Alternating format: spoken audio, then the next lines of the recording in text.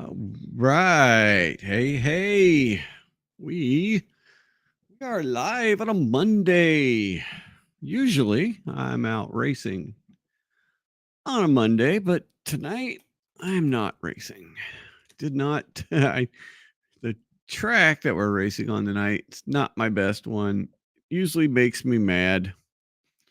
So I thought, you know what? I'll just not have the frustration of that, and I'll just hang out online. Oh, hello, hello. See, we got a couple people chiming in. No, you are definitely not late. We are right on time. Uh, I don't know. I figured I'd stream tonight since I'm not doing it tomorrow, or I am doing it tomorrow since I'm not racing tonight. Figured we'd just hang out. I don't know. I'm watching all of the interesting political stuff, and boy, what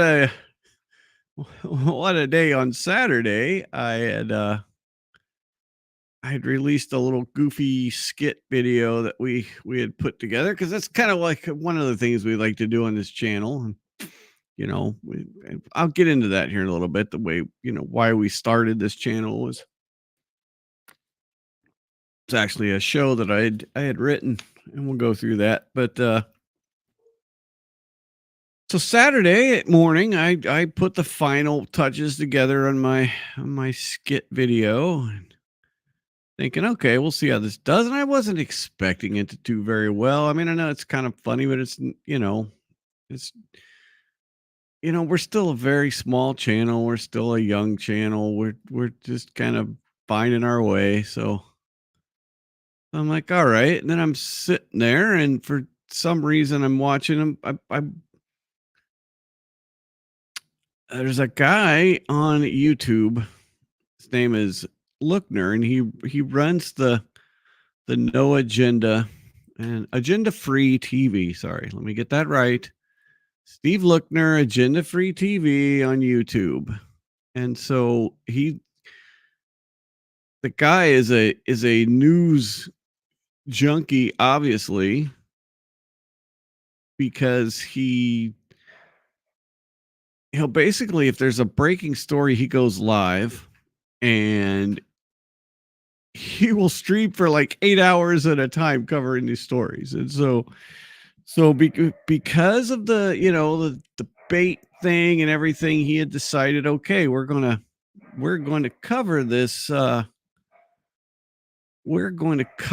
Trump speech today. The speech, we're going to cover it. And so I'm doing other things my wife, I drive my wife crazy because I watch a few things at a time. I'm sitting at my computer. I've got one thing on. I've actually got a laptop with two screens, and then I've got so the laptop's got the laptop screen here, and then I've got a 27-inch monitor to my left, and then I have a 48-inch monitor with my desktop computer and another 27-inch monitor up here. I have way too many screens, but that's just, I don't know. That's the way my silly brain works. There's just got to have a lot of stimulation all at once. So I've got the speech on over here. I think I was watching a race or something. I was watching 6 hours. Maybe no, that was Sunday. I don't know. I was watching a race or so. I don't know. I had something on. But anyway, all of a sudden I hear Steve start freaking out. Was like, was that shots fired? Was he shot? Was he shot? And I'm like, what? So for the first time in 40 years, we had an attempt on someone with a presidential candidate, a presidential level assassination attempt. The first time in 40 years. And so I'm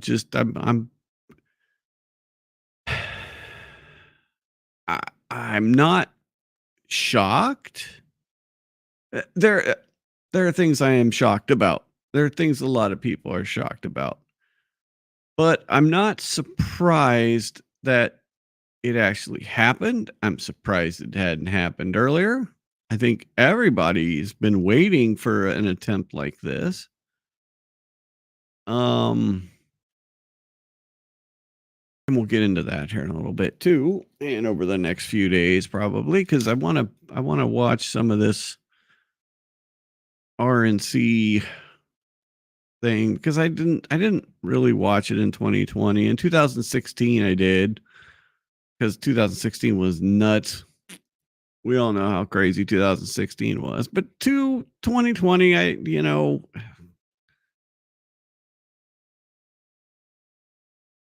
in Alaska. My vote is what it is. Hello. Welcome. So yeah, so I'm welcome. We're new here too. No, we're just having a little, political stream tonight. Yeah, I guess kind of. So so yeah, I just and then not making any sense. Um you mean tonight I've only been streaming for 11 minutes and 40 seconds, but we've been doing this channel for about 8 months, and we got some other stuff that we do. We do little skits and stuff too. We do a little Friday show, and then now I'm getting into streaming on in the evenings. But yeah. So as I was saying, we think about well, thank you. Awesome. Yeah. So I as you can see, I'm not a young spring chicken anymore. So I was thinking the other day, or just a little bit ago actually, of where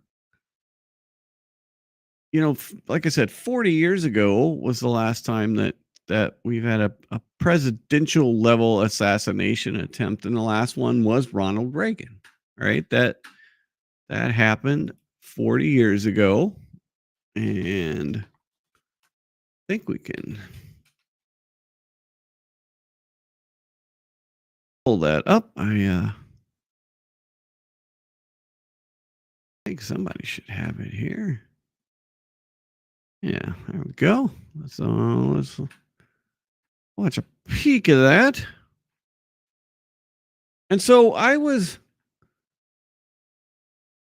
yeah, we're actually on Twitch, and we're on X, and we are on Leonard is on Twitch. So we're on Twitch, X, Kick. I mean, I just set us up everywhere. We don't normally get many viewers, but we're on all those spots. I just like, you know what? If I'm gonna do it, let's just set it up everywhere. So yeah, we oh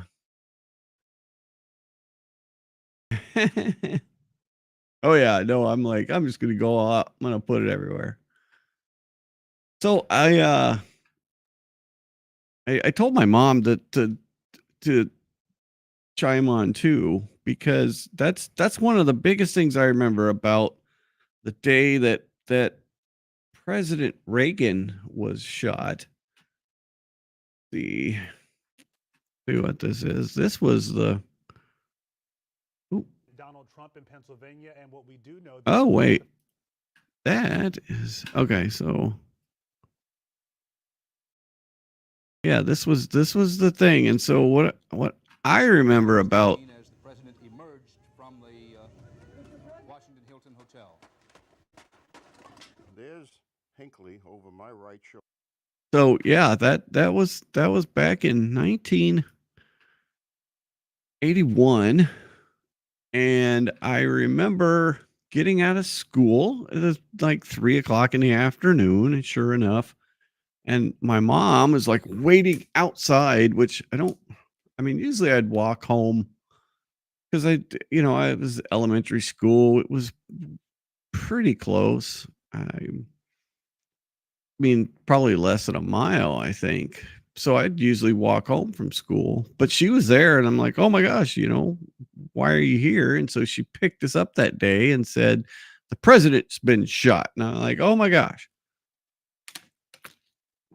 And so then we rushed home, watched the news, and that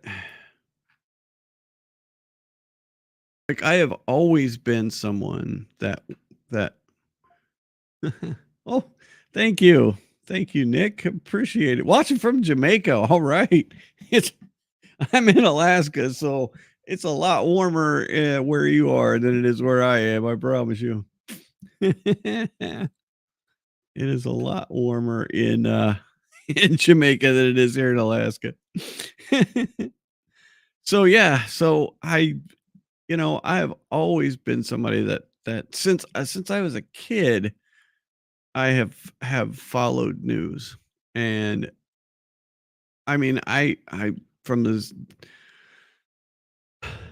young as I could remember, I had oh cool.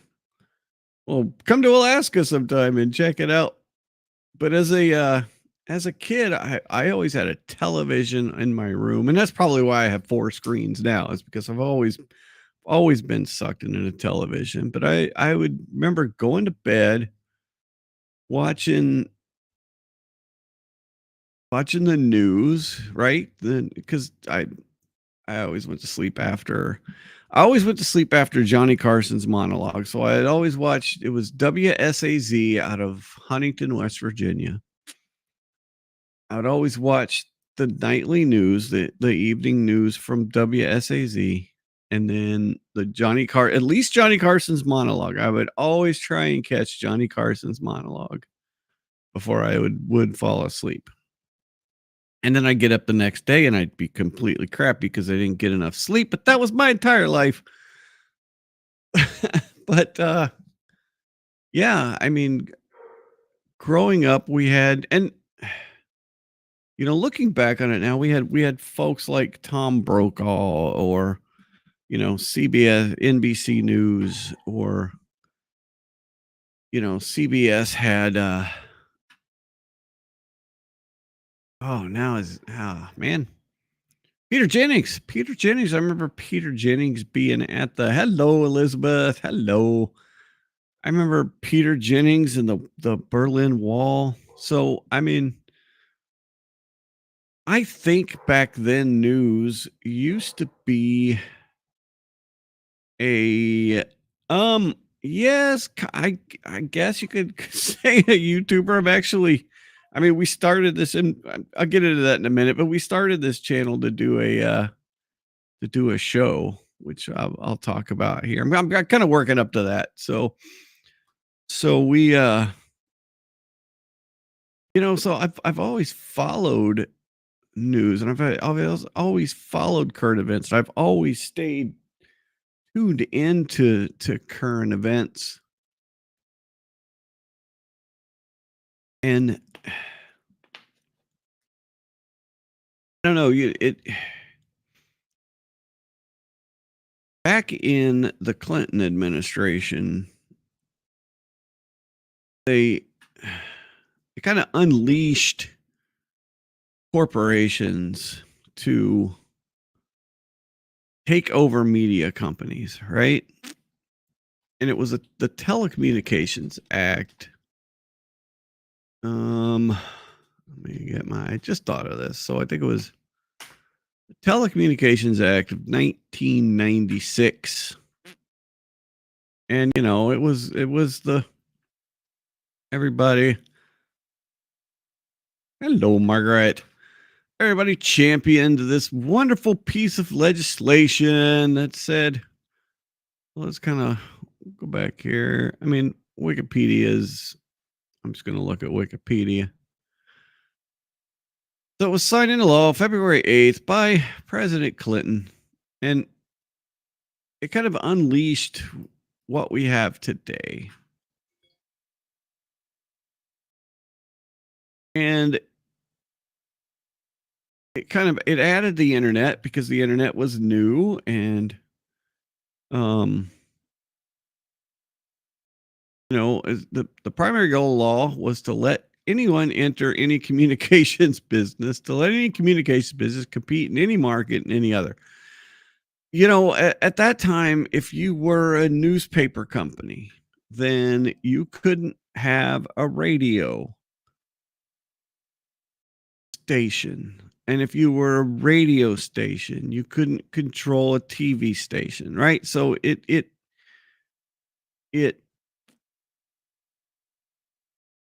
basically it tried to open up competition, but it kind of had the opposite effect, where instead of competition, like we're seeing with every kind of industry today, we're seeing corporations buy each other up, and we keep getting bigger and bigger and bigger. Keep getting bigger and bigger corporations in every industry, right? And media is not immune to this, right? I mean, look at your local in the Pelican Brief territory, no doubt. I mean, look at just your local news coverage. Anybody out there cannot say that their local news coverage is better now than it was before. I mean, there's still local stations, but I mean, you used to have multiple sources. You used to have newspapers. You used to have radio. Radio would give you news, and you used to have television stations. And now a lot of the newspapers are folding up. The internet can't really keep up with it as far as local coverage, because they're just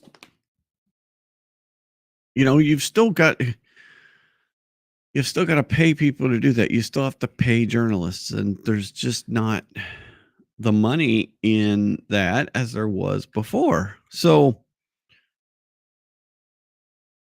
where am I going with this? I don't know. I'm just rambling on. So now on Saturday, so for years we have a media that has gotten I don't it's there's a lot of ideologues in media, it seems, and then these corporations have definitely have a narrative that they want everybody to be on the same page with. And at the same time, we've had a government which has not helped. It's actually hindered a lot of the freedoms that we have. I mean, and since we now have the internet that is I mean full bore, most people now are getting their news from the internet, from places like Facebook or X, used to be Twitter. I mean, those are actually the two biggest ones now. I mean, uh, especially for us older folks that still a lot of us on Facebook. But yeah, we're just in such a new territory, and you've got a whole bunch of corporations that want to keep everybody, what's the term? It seems like the more that they push boundaries to separate us, the better off they are, because we can focus on things that aren't them, and they can continue to consolidate and be bought up by larger and larger corporations. I don't know. It's an insane thing. So now we have somebody that's actually gone out and tried to shoot a presidential candidate. Right? Actually got 8 shots off. And that I don't know.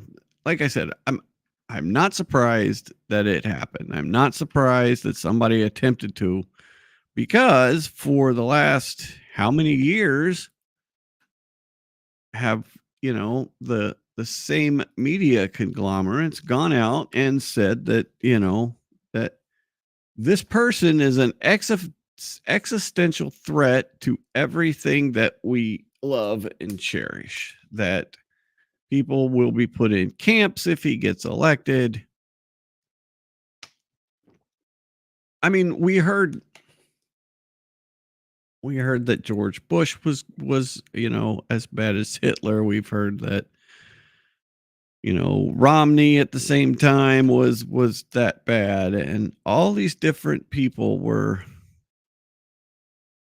the worst. But then, the one we have now is the worst of the worst of the worst. I don't understand how we would get there. I don't understand what that mechanism looks like. I mean, and I have a very different outlook on politics. I've been registered as a nonpartisan, non-affiliated for most of my life. I registered as a Republican a few years ago, and it was after the election in which our Senator Murkowski was elected. So, if you don't know the history of Alaska, um, we have Lisa Murkowski as our senator, right? And so she was appointed by her father, who was our senator before that.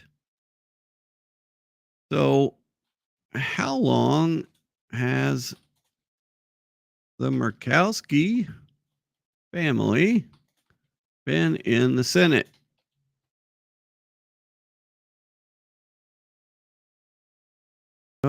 So she started in 2002, and then her father Joe, first year in Senate, they started in 1973.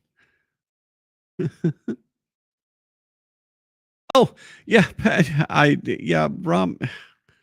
they're all, yeah, no, I Romney would have been he'd have been about the same as we've had. I mean, that just none of them are really gonna do anything.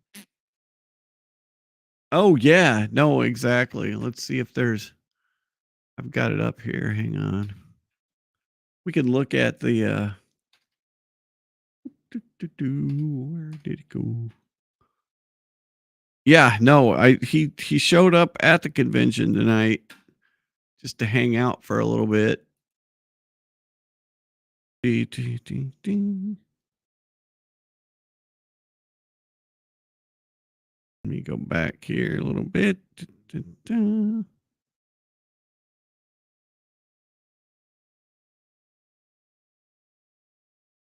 Yeah, there was an image when he walked in. He had a white bandage over his.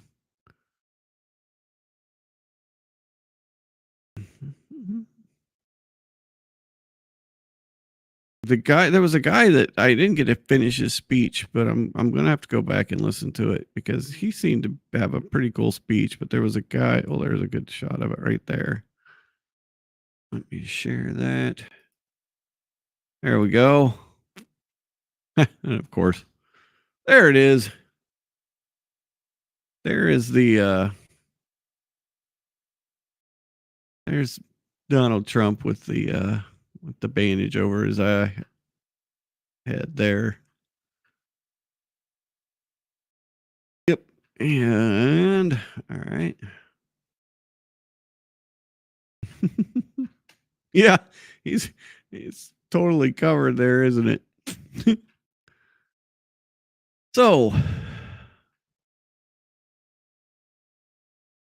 Joe Markowski. I think it was Joe. What was all right? Lisa Markowski father. Not Joe. Frank. Frank Markowski. Okay.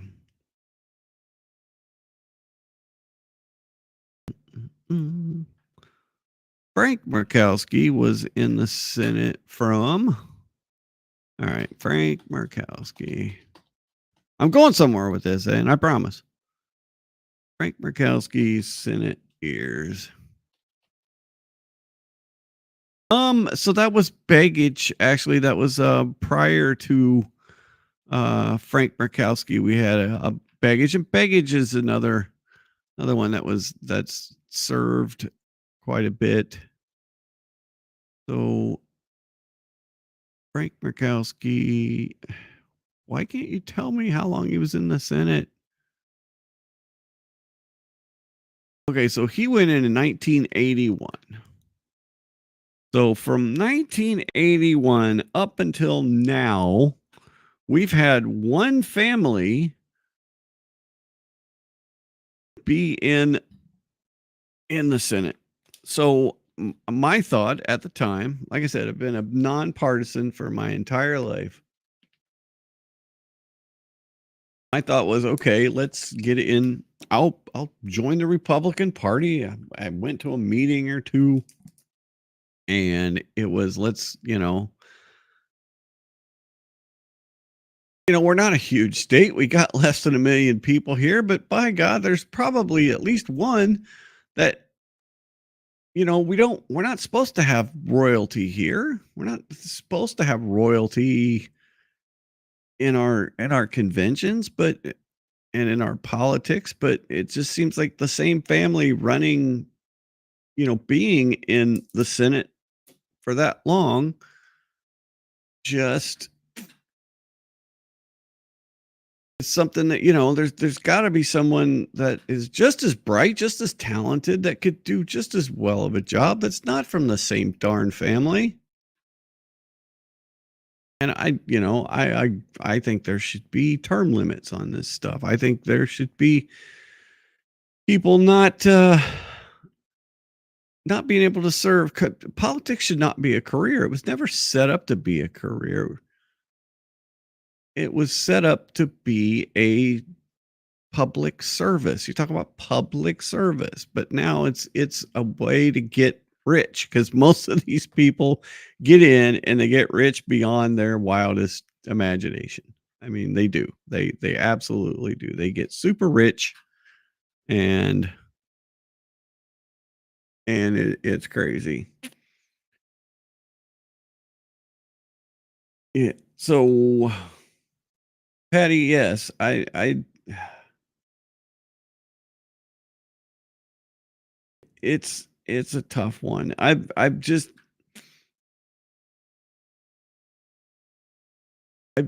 seen, I mean, what we've done to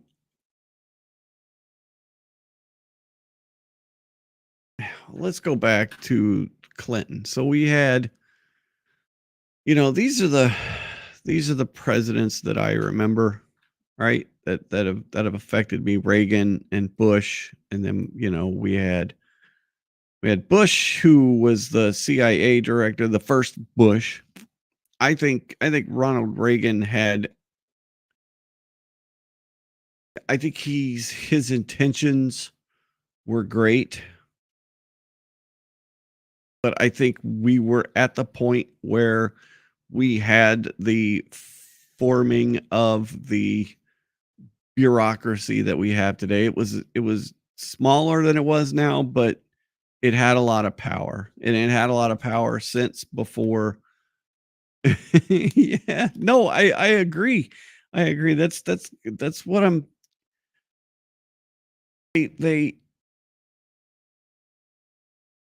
the politicians are going along now with what they're told, because we just built up this behemoth of non-elected people that are actually running things in the background. And that's why this Chevron deference is people hear this recent Supreme Court ruling and they kind of glaze over because they don't really pay attention to it and they don't really know what's going on. But that is actually going to have, as long as they follow it, but that's going to have major implications on how things are run, because if it works out the way it's supposed to, Congress is actually going to have to do their job. Congress is going to have to do their job and not just punt it to the different agencies. So I think Reagan had the right ideas. We've just, he even talked about the military, the industrial complex, right? And I mean, that's a big part of what we got going on now is this entire complex. And we have these so we've got very strong military corporations, we've got very strong financial corporations, and we've got very strong media corporations. When I say media corporations, I'm talking about the big, now high-tech corporations, mainly Google, Meta, and are the two major ones. Apple is in this. And so my little skit that nobody watched over the weekend about Airbnb, one of the things I put in there was, and it's absolutely true, Airbnb started up as we'll make this website and we'll get people to rent out their places and we'll flood the market so people that used to stay in hotels can now stay in people's places. And so, oh yeah, no, it was absolutely. Reagan's first term was so different to his second term. So Airbnb gets this thing and they, people sign up and sign up and sign up and sign up. And they get big pretty quickly, right? Then they get big enough to hire lobbyists, right? So they got big enough to hire lobbyists. So then those lobbyists could go to the, especially the bigger cities and lobby their governments on how to monitor them, right? And so then they were able to work with these government officials to figure out how to monitor and how to tax Airbnbs. And, these other industries that are popping up now, these rideshare industries, because governments, they want their fees, they want their taxes, they want their bed tax. If, the hotel industry's got bed taxes, well, they're going to transfer that to the Airbnbs. So, yeah, so they got big enough to able to afford that. Right. And so that was one of the jokes that I put into my my skit that nobody watched. But so Reagan's first term was different than his second term. I totally agree there. And then you have Clinton come into office, and that's where everything starts to turbocharge. That's where the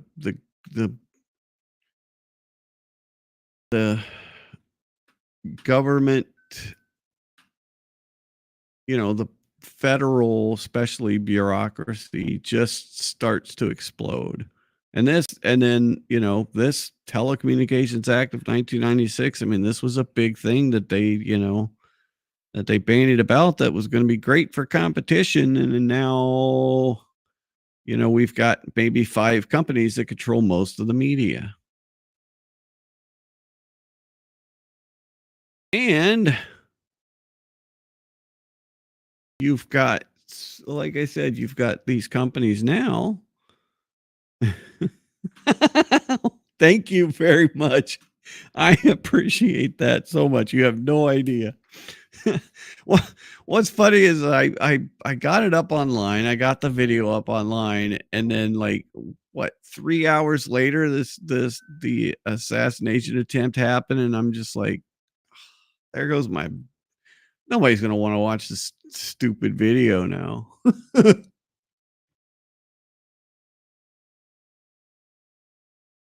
So we get the internet keeps growing and growing and growing, and these internet companies keep growing and growing and growing, and the way we communicate, I mean, I'm old enough to remember having a telephone, and I remember being on the phone with my girlfriend or something, my dad picking up the phone, and it was like, oh my god, it's like 1:30 in the morning, and he picks up the phone to make a phone call or something, and he hears me talking, he's yelling, "Wait, why are you still on the phone?" We had landlines, we didn't have damn cell phones, and then,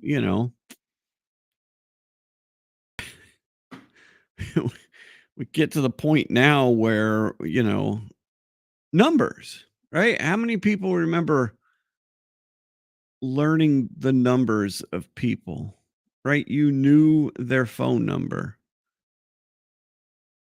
And now they're a contact in your phone, and you look up their contact, and if you don't have their number, you look up their contact online.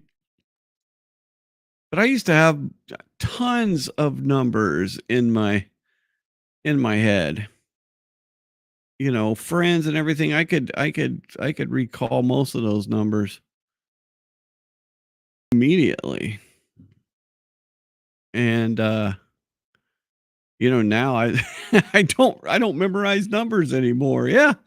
No, exactly. You used to memorize people's numbers, and now it's a contact. Well, I mean, that's the same way. We get our news so much differently now. And the ability to shape the narrative is it's so much easier. And a lot of people are just, they want to believe, and so it makes it easier. So then, we go through, and we have 8 years of the Obama presidency. Oh, oh, you had a whole you had a whole Rolodex. Oh, yeah. I know numbers just always stuck in my head for some reason. I could always, if I called it a couple of times, I used to be able. What used to suck was I remember we had 858 numbers on the west side of Southern Ohio. So the town I grew up in had a west side, and the west side was 858. And in the early days, if you had to dial a west side number, you would go 8 5 8 and 858 9984. That was a horrible number to have to call. And then you get all through that, and you dial it right, and you get the and you're like, oh my God. Hey now. Yes. Yes, I used to remember numbers all the time except for one, which was my anniversary. Hey, I won't forget that stuff now anyway. But yeah, you used to have to dial that stuff. Ah, yes. Yeah, that's the other thing of getting older is forgetting words. Looking for a word, and you have to search for it for a while. I never used to had to deal with that. So we had President Bush. We had the first President Bush, then we had 8 years of Clinton. And then we have 8 years of the second President Bush, where we came together as a country, right? We all remember 9/11 coming together, but we also kind of messed ourselves up there again with, you know, that lovely thing called the Patriot Act, which at the time I was I think a lot of us, again, controlling the narrative. That's, we'd had 5 years of this Telecommunications Act. We had contracting of the market for media. We had more with less sources of media, and so it was easier to get that across that this act is here to protect you. It's for your safety. You know, we would never ever turn this around and use this on Americans. This is to make sure that people from outside the country are going to do anything, and this will keep you safe. And so we have the same thing. We have the Iraqi thing, which we didn't. I have friends that were in that. I have a couple of friends I think about that were in combat. One was in the initial Iraq war, and then one was in which the initial one under the first Bush. I completely understand that one. The Kuwait thing that needed to happen, but the second one, oh no. But anyway, so I've got friends that were in both, and then in Afghanistan and in Iraq, and I feel bad for what we did to so many of our servicemen for over a decade, and so many thousands and thousands of servicemen and women that didn't need to go through what they went through and see the things that they saw and have the reactions now that they have. Yes, Desert Storm, and then the second Iraq war, the Afghanistan thing that we were. I mean, what did we actually get out of that? Nothing. I mean, yes, initially we wiped out the terrorist camps, but then we stayed. We stayed and tried to build a nation. And yes, our wonderful defense contractors made wonderful weapons that they were able to rain down even more destruction on people, and the security companies got wonderful contracts, and we spent trillions of dollars to do all of that, and here we sit. So we have that, and then we have 8 years of President Obama, which then the entirety of the bureaucracy just explodes.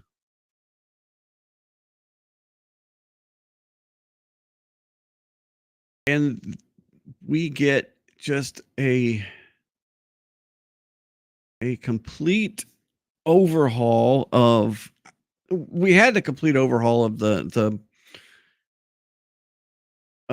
security industry, the intelligence, the whole intelligence apparatus of the United States just changed during this time too, and tho- that became more consolidated. There used to be a barrier between these agencies, and with the Patriot Act, that got blown up. So now they could all share everything together, and then they got ideological.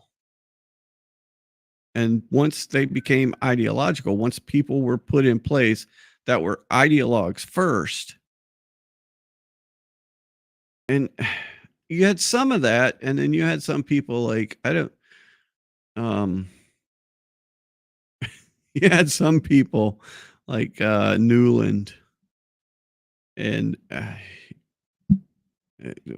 if you don't know who Victoria Newland is, she's worked for it seems like every single administration there has been, and she's had her hand in like every single war that we have been in. I mean, I don't know how one person could be able to just bounce back and forth between different ideologies. But so I think that shows too that Yes, they're ideologues, but they're not as dissimilar as we think. Clinton to Bush to the Obama administration is not as it that's not it's two sides to the same coin, right? It's developing this giant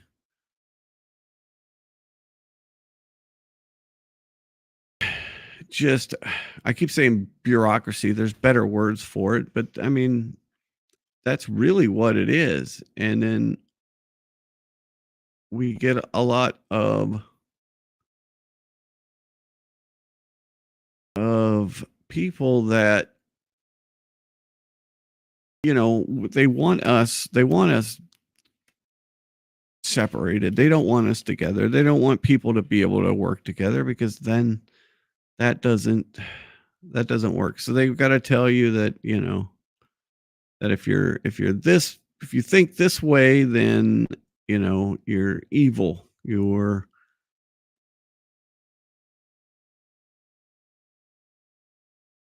And it's just not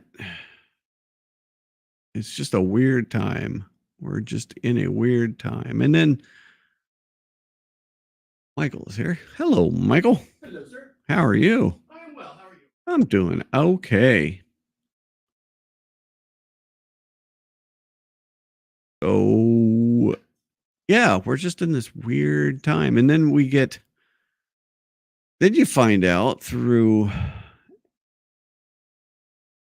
the Twitter files. I don't know. Some of you paid attention to the Twitter files. That was another thing that was just how much the government is just involved in. Because we use social media. People use social media. That's the main way people communicate now. And to have the government go to these social media companies and say, I want this taken down, I want that taken down, that is completely against all that that we that we should stand for. And some people say, oh yeah, Victoria. Yeah, yeah. Oh my gosh. That's amazingly I don't know how someone could be involved in so much destruction. One person, I mean, that's like if you ever thought there was like a Lex Luthor or something, Victoria Newland is that person, honestly. So yeah, so then we get to the oh yeah, and then supposedly she's not in the there, yeah. So corrupt, and then she loves power to this day. She would change, but yeah, no, she would totally change based on what she thought and what people wanted to hear. Yeah, absolutely. And then, now she's gone. She's not in the State Department anymore, but she's still got her hands and all that because these are the same people that talk to each other all the time. So then we have the Twitter files, and then we have the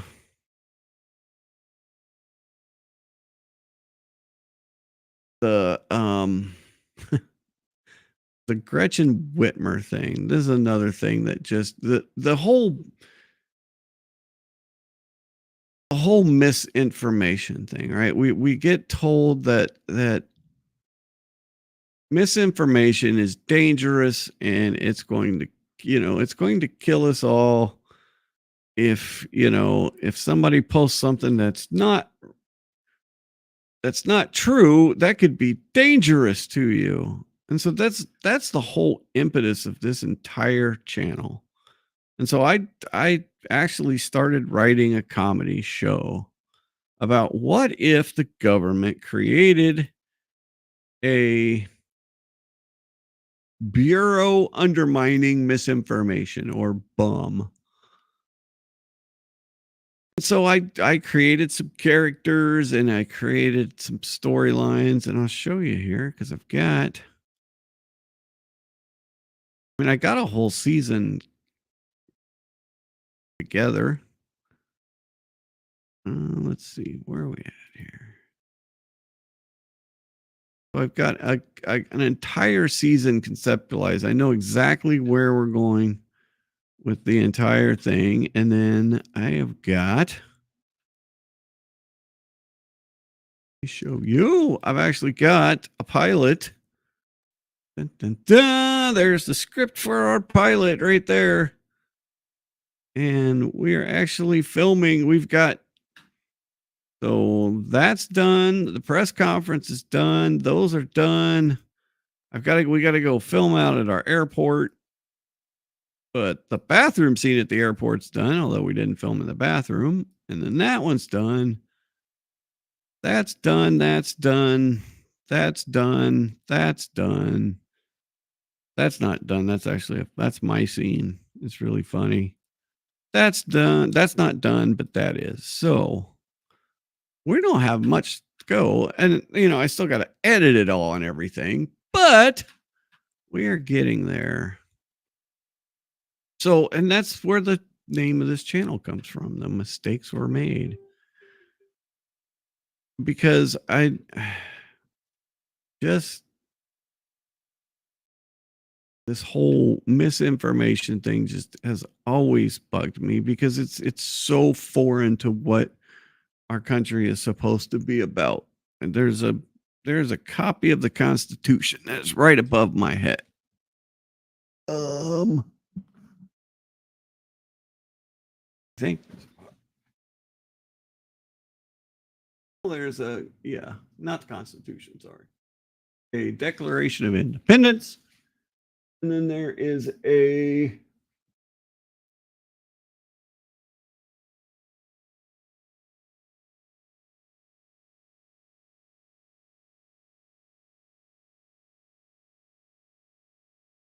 there's some cool stuff right behind my head. So the Twitter files. So the Twitter files was when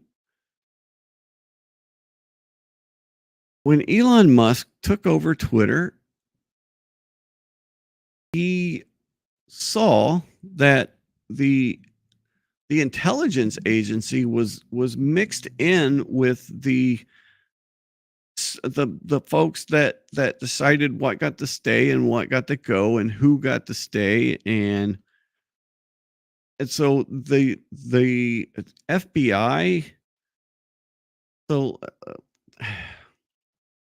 like one of the main people at the FBI that was responsible for the Trump, the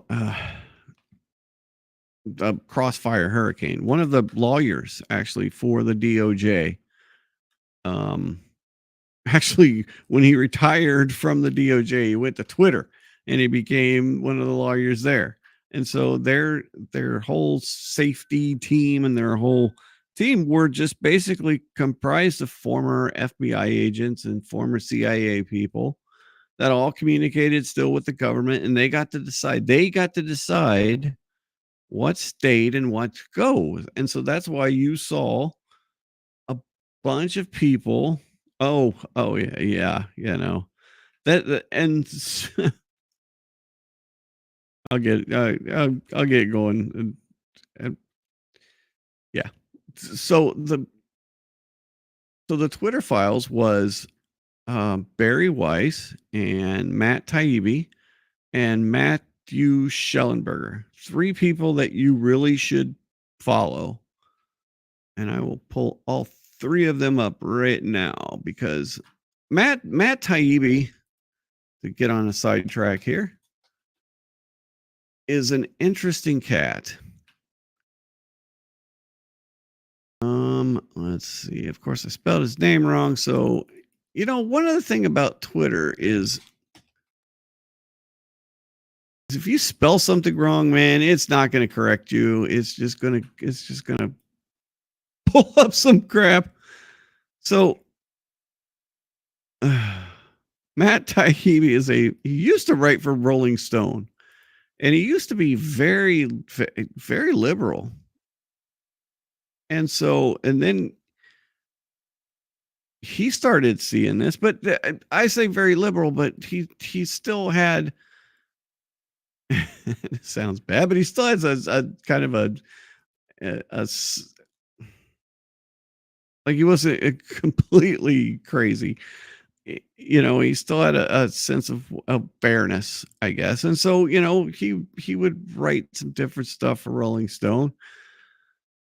And then so um Elon Musk gave Matt Taibbi, Barry Weiss. Let me look up Barry. Barry is another interesting person. She was an editor at the New York Times. And let's see, here we go. She was a New York Times editor who now owns and started up the Free Press at the FP. And so she realized that, stuff was going crazy. People were going crazy, that corporations had way outsized control over everything, especially our, news and narratives. And then Matthew Schellenberger is another one.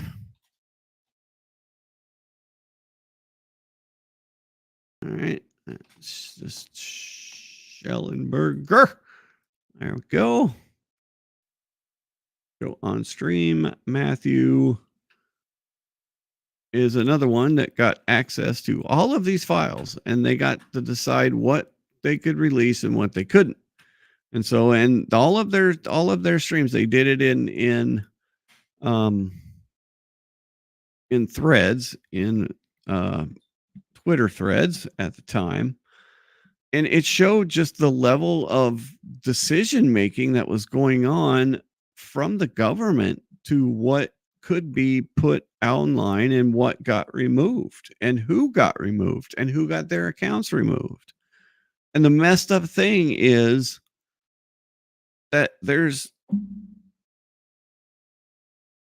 on X, formerly Twitter, it's a lot freer now, right? There's still a little bit of that going on, but we've never seen what it's like at Meta, Facebook, Instagram, and Google, right? Which there's still, if you look up how, let's just type this in. How many former CIA people work at Facebook?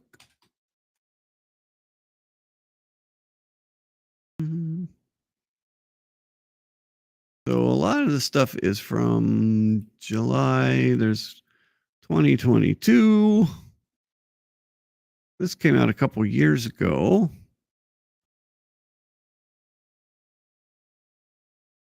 And it's not telling me numbers. Thought there was one that gave us numbers. But it's like a big part of their whole team is it's all CIA people. It's people who used to work for the CIA and the FBI. Like this is who is running their thing. Facebook is riddled with ex-CIA agents. So I mean, because this is the new mining companies, right? Like gold is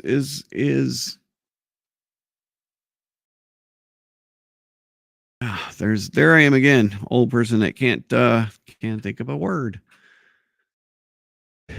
Is valuable, right? Gold is valuable, platinum's valuable, the elements that we need to make phones is valuable, and your brain is valuable. Your brain is one of the most valuable things we have now. And the access to your brain, the things that you enjoy, the things that you buy, the things that you think, that is the next area of control of basically of money. That's where we're transitioning very rapidly into a way different society than we've had for thousands of years.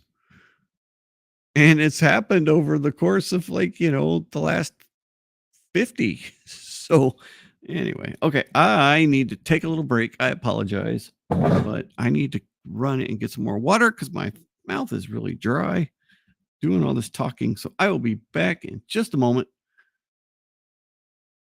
Oh no. Oh my goodness. Yes, definitely. Yeah, that is not good. In fact, I will leave you. Let me turn on this. Let's see, is it over?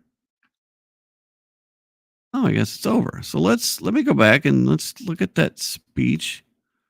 That just as Trump was coming out, there was a guy who did a really what sounded like was a cool speech. So let me turn that on and we'll listen to that. How's that? While I run and do a couple of things. So here is really.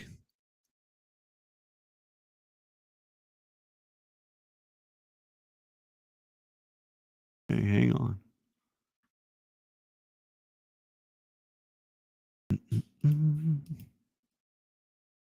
Bear with me while I try and find it again.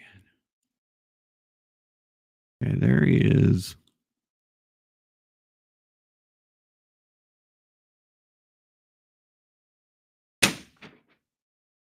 All right, turn on the sound. Share on the stream. All right, here we go.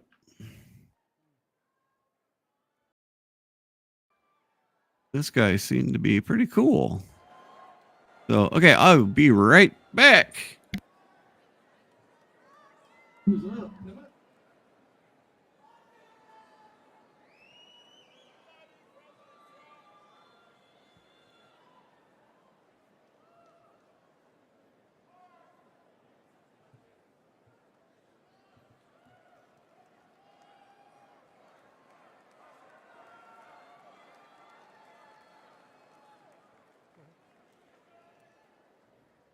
Good evening, I'm Mark Laws and I live in Western Michigan.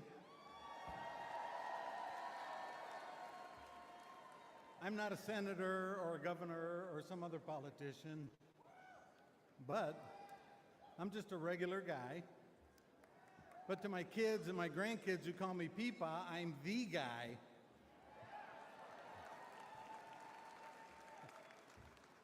I live on a fixed income, so I'm not one of the people that watch their portfolios. No, in the big boy Joe economy, I just worry about getting through the day. But I'm fortunate because I don't have a mortgage. If I did, I'm really not sure how I'd make it. The big boy Joe inflation has turned our dollars into nickels. And in Michigan, we got 180,000 plus people that are in tax lien foreclosure right now. So even though I don't have a mortgage, I still got to pay the government to rent my house, and if I don't, they take it away. When I'm asked how I'm doing, I answer honestly, I say, I'm doing okay. But don't you remember under President Trump, we didn't have to settle for just okay. We were doing great.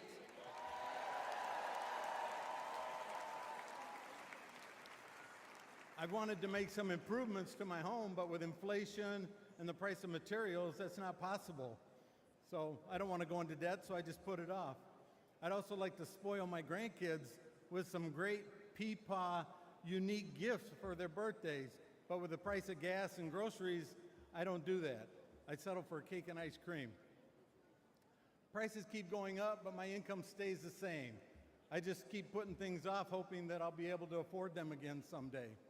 It's got me thinking, I've been hoping for better days, but life is happening right now, and we can't waste any more time on the big boy Joe terrible economic policies. We need to bring Donald Trump back right now.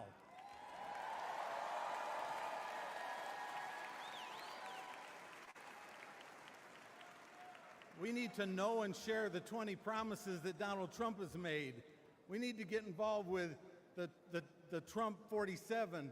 And you remember, ballots win elections, so that's the best way to do it. I know a lot of folks just kind of tune the politics out, but we really can't afford to anymore because we're not living in the same country that we grew up in. Cutesy time is over. Oh no. We need to, all of us, put our shoulder to the wheel. Are you guys Put not our hearing lawn this really? and get- I'm sorry. I guess you guys couldn't hear that. That's weird. I know I shared my volume. Was it really low?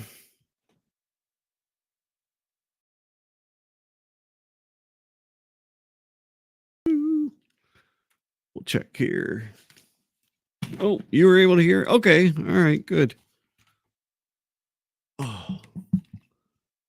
Thought I had shared it, so maybe I just had the volume down a little bit. But all right, let's finish this off. Trump, I don't think it's Donald got Trump to be number 47 again. Thank you, and God bless America. So yeah, his speech kind of sounded interesting. I didn't get to hear it again because I was gone, so I'll go back and watch it later on. But oh yeah, no, I it's funny. When like Ryan, you probably watch Ryan Hall. I'm sure you know who Ryan Hall is. Ryan Hall, y'all. He's funny. He's from Kentucky. But I watch him when big events are on and everything. He's good. I don't even think he's an actual meteorologist. He's just a. I know he's got a couple of meteorologists that work with him and everything, but man, his channel blew up. Oh my gosh. But yep, Max Velocity. That's another one. But yeah, Ryan's channel. Oh my goodness, he did that right. So yeah, so I wanted to touch on one more thing. The Gretchen Whitmer thing. That is one of the things that really got me just going, especially on this my script, the show, and I brought it to Jody. Andy's a good dude. He's a good kid. I say kid because I'm old, but yeah, I like Andy. So the Whitmer thing really, really got me going, and it was a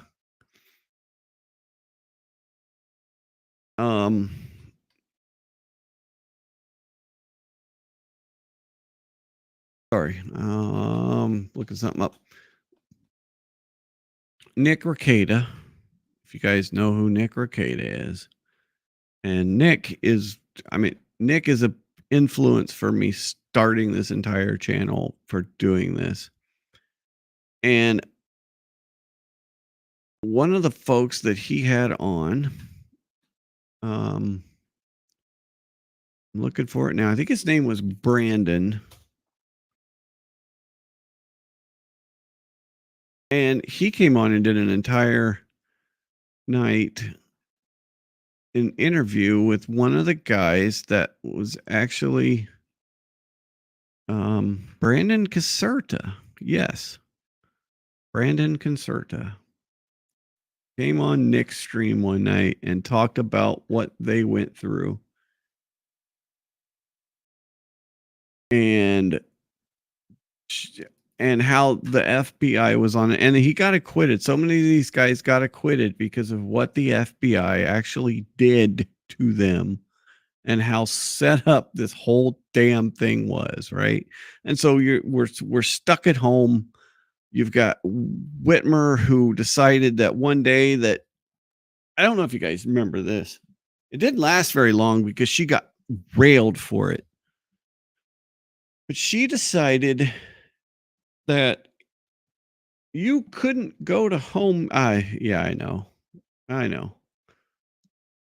She decided that there were certain things in Home Depot that you couldn't buy because it would lead to people congregating in these areas. One of them was seeds. She actually said you can't buy seeds to plant, and had those areas roped off in the stores that they allowed to be opened.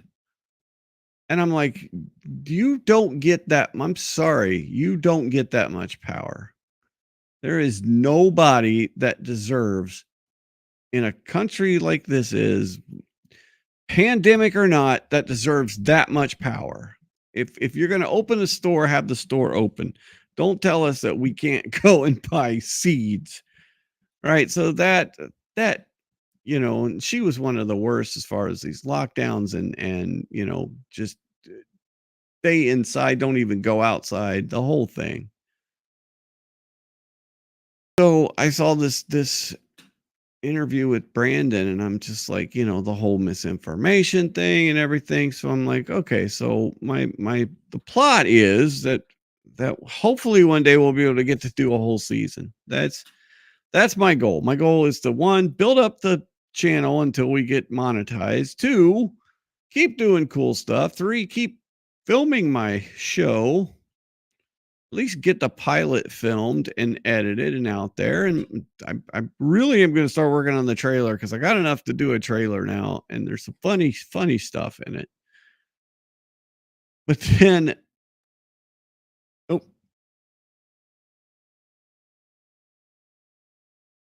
oh, yeah, no, I will. Well, I had it down too low on there, but I will definitely do that when we on Thursday. We're going to cover that speech live on Thursday. And I think we're going to cover the DNC too, the Democratic National Convention. But anyway, so our plan, my whole thought on this script that I'm writing, or the show that we've like I said, I've got a whole entire season. Is there's basically the two main non characters for the government, right? So there's two people that basically get caught up in,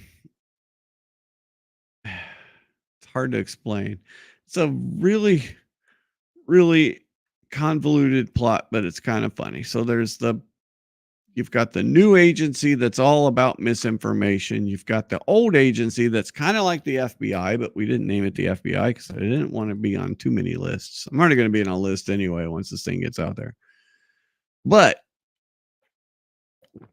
so you got the Bureau undermining misinformation on one side, you got the FBI on the other side, and they're fighting to try and get misinformation off of the internet. So the one agency, they find a couple of people that have tweeted something that they think they can use against them, bring them in, and then somehow magically they try to convince those people to become an informant and flip on it, get somebody else to do something, right? Like maybe kidnap a prominent figure. Where did that come from? So they're going to talk these people through, throughout the first season. Basically, they try to talk these people into to kidnap a prominent figure, but somehow the one agency is working with one person, the other agency is working with the other main character of the show, but they don't realize that they're actually trying to plot the same two people against each other. And for some reason, during all of the times that they're together, none of their surveillance equipment works very well. Now, of course, there might or might not be a shadow character in the background that's manipulating all of this stuff, but that's to be seen. But Yeah, so that was my inspiration for this whole thing. Was a lot of it was this stupid kidnapping plot, which, some of those people that got caught up on this are just dumb. Um, I mean, they did stupid things, but it sounds like under appeal, even the ones that pleaded guilty are possibly, under appeal, and then the ones that were actually convicted, there was a lot of I saw something today that said that even those folks might have a chance for a third trial. So we can see. Let me see if I can find that real quick. But yeah, that was part of the thing. So yeah, so I've got some really good people. It's Ricada. I think it's Nick Rekieta, Rekieta,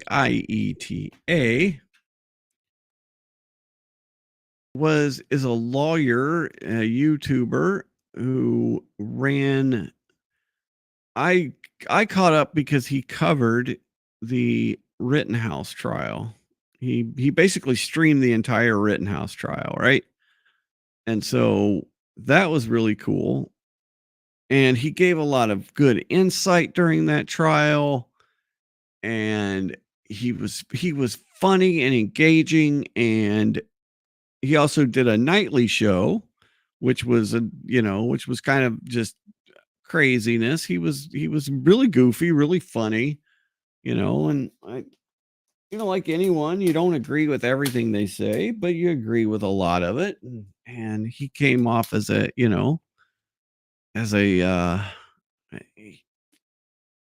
just a good guy, right? That's what he came off as. He seemed to be a good guy. And then over time things started to change, and then he covered the Johnny Depp trial, and then there was some other things that started slipping into his streams, and there were other themes that came on that were maybe not as, he was very successful, right? He was very, very successful at YouTube.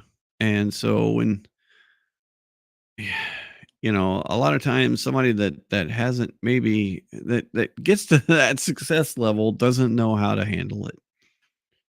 And so now he's basically got arrested for possession of controlled substance that you put in your nose, and child endangerment, and a whole lot of other things.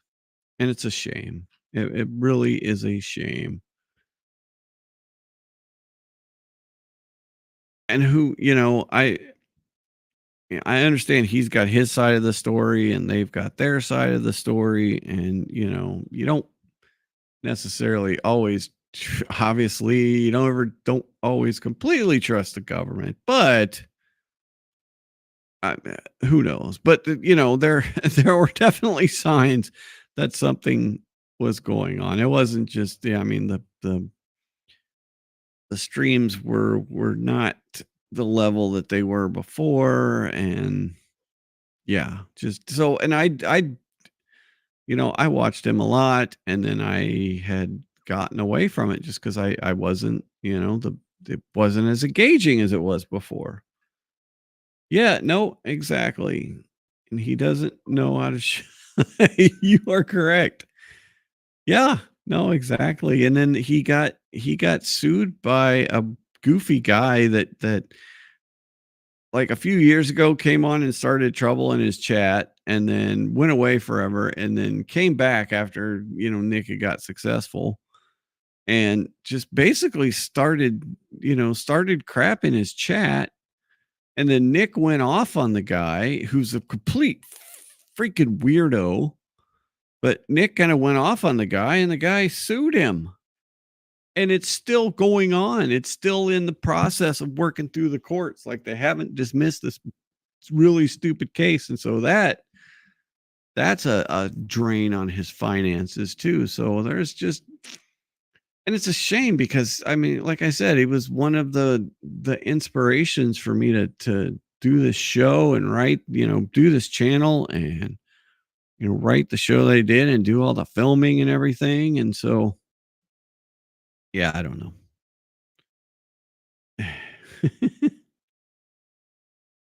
Yeah, yeah, I know. Well, and he just a lot of the things that he got on there and said afterwards were even, it's like, dude, just just you know, be quiet. Just be quiet about it. And I know you got opinions on it, and I know you got opinions on the judge's rulings, and I know you got opinions on the guy who sued you. But man, just drop the level down a little bit, because I mean, there were some times he just went completely off the rails. So, and then I mean, it's just that's a whole nother topic of people who are just disappointing, and seen a lot of them over the last few years. People that you like and enjoy their content, and all of a sudden they're like just not who you expected or not what you're looking for. So yeah, no, exactly. Yeah, that was the same thing. I mean, some of the stuff started turning pretty weird there, and it's like, yeah, I would see him on occasionally. I'd watch a little bit of it, but then I'd watch something else. And then, yeah, like I said, I've always got 3 or 4 different things going anyway. So, it's amazing I absorb any of it. But anyway, so yeah, all right. Quick stream, only an hour and 30 minutes tonight. So tomorrow night I have a plan. Tomorrow night we're gonna do pieces of plastic 1/16 of an inch by 1/16 of an inch in the victim's shirt. That is what we're going to do tomorrow night. We are going to go and I got to get the title of the thing is going to be exactly what he said, because Lally said that thing over and over and over again, like every single time. Hang on, I got to look it up now. Now that I've said it, I got to find it. He had a way of saying that stupid microscopic piece of something. All right, let's go. I know when the crash folks were on the stand, he said it. So let's just look here. You guys can look with me. So, oh yeah, look at that. There we go. It's right there. Where I'm on it because I was looking it up the other day. Okay, let me see. No, that's not what I wanted to do. Come on, Rob. Okay, default view.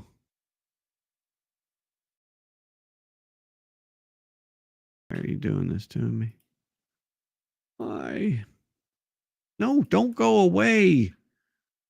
I want the transcript. Come on. You're killing me.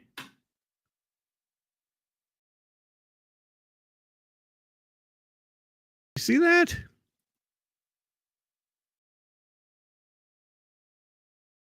Okay, there we go. Whew, thank you. All right. Come on. Tail light. All right. Microscopic pieces of the defendant's taillight as small as 1/16 of an inch by 1/16 of an inch were found in Mr. O's clothing. Oh yeah, yep, that's the guy. So yeah, tomorrow night we are going to go through. I was thinking, my plan was this weekend was to go through and find every single time that Mr. Lally says there were microscopic pieces of the defendant's tail light as small as 1/16 of an inch by 1/16 of an inch that were found in Mr. O'Keefe's clothing. I want to go through and count, and I think I'm going to find us a counter I'm going to find us a counter that we can put up on the screen, and we are going to count all of the Made aware times. that there were microscopic pieces of the defendant's tail light as small as 1/16 of an inch by 1/16 of an inch that were found in Mr. O'Keefe's clothing. Because supposedly that is why 8 jurors decided that there were manslaughter charges. Right. Yeah. And if we're also going to look at day 20 when it was on, when the evidence tech, one of them was on the stand and was asked on cross reference that you never found pieces embedded in the clothing, right? No. And so they were stored in the same place. So it could have just come from them, right? You just scraped the shirt and you scraped the other shirt, and then you found these little pieces of the taillight, but you never found them actually in the shirt, correct? Correct. But yet, what do you got? I don't know. I don't even want to guess, but I am thinking it's over 10. I bet you it's over 10 times in the trial that this was mentioned. I'm bet you it's over 10.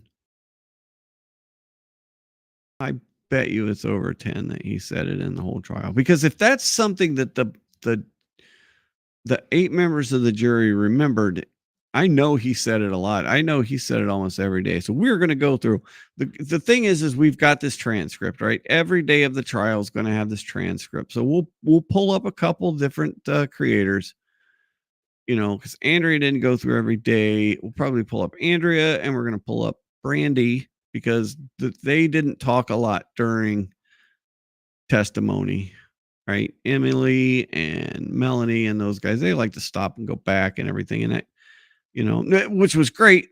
They can do that. But then when you're trying to look for transcript stuff, if you just leave it running, it helps. So we are going to go through every single day of the trial through the transcript. And I figure we'll search for microscopic and we'll search for 1/16 and we'll and we are going to find and count how many times Lolly says, oh, now I'm.